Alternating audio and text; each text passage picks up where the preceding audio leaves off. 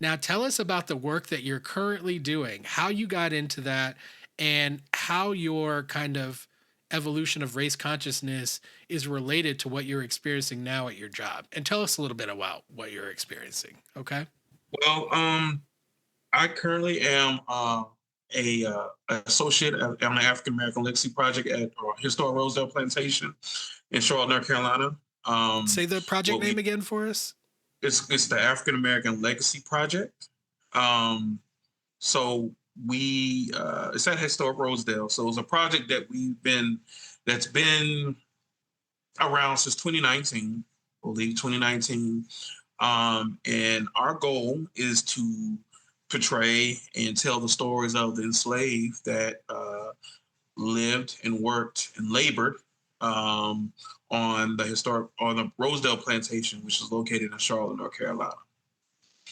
Um, my work has entailed me going through records of the descendants of the enslaved there, trying to kind of put their stories together as much as I can, because the only way you can find the names of the enslaved is in plantation books, and sometimes after emancipation is on census or uh, other documents that their enslaver wrote about them. So that's my job, kind of putting the stories together, telling the story, making sure we interpret it right, because I'm also a docent. So if you come on a tour, my tour is mainly about African American history, the history of the enslaved at Historic Rosedale. So I mean, I literally talk about how the slaves lived and worked, and how the atrocity of slavery affected the mindset and the lives of these individuals. I mean, I think a lot of people, which I've noticed, come to plantations, because I've had tours with white people. When they come to plantations, they ask me questions about certain trees. Is this a hanging tree? I wouldn't know that. You know, they don't write that stuff down. I try on my tours to get them to understand, to feel that, because I think a lot of times people take away, they take away the enslaved people's human side, because we also tell the story of the people that lived in the house, which were the enslaved. So we talk about, oh, this individual had this job, they worked here, they did this, they did that, but we don't talk about what went on in the house a lot of times. But I do. I actually talk about Nat, who's one of our blacksmiths. He was a great blacksmith. He was a master blacksmith. Actually, he actually made more than what the enslaver made that owned the house. He used them extensively to pay for things in the house, because he's a blacksmith. Blacksmiths during that time made upwards to $1 to $2 a month, which is a lot of money during that time period. And we're talking about the 1800s. But it's very, I think it's very imperative that we tell the true story, and we don't hide it, and we don't shield ourselves from the atrocities and the things that happened during slavery. And we also talk about the legality of slavery, owning a person, and how your autonomy is taken away. And so those are things that I talk about on my tours.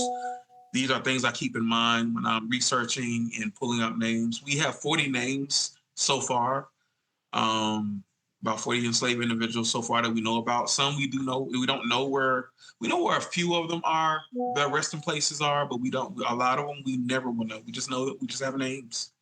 We don't have birthdays. Their name might have been mentioned in the plantation record, or a census as a piece of property.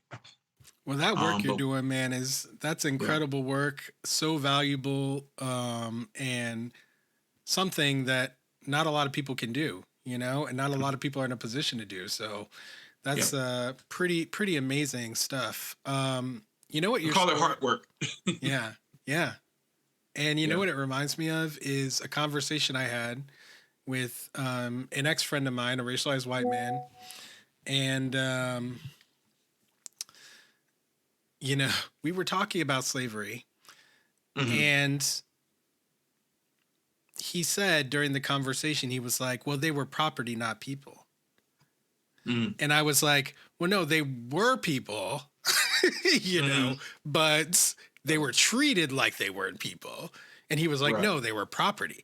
He like even now he was trying to tell me that those people were not actually people. And even my correction, like getting him to be like, no, no, they still were people.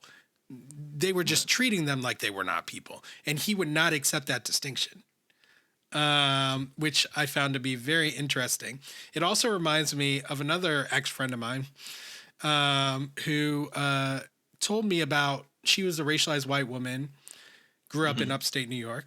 And she said when she was going to school and they were learning about slavery in school, she said, oh, all the racialized white kids would look at all the black kids like, oh, so you used to be a slave. I was Hmm. like, I was like, that's crazy because like I didn't learn about it and look at my racialized white counterparts and be like, oh, you used to own slaves. I didn't do that.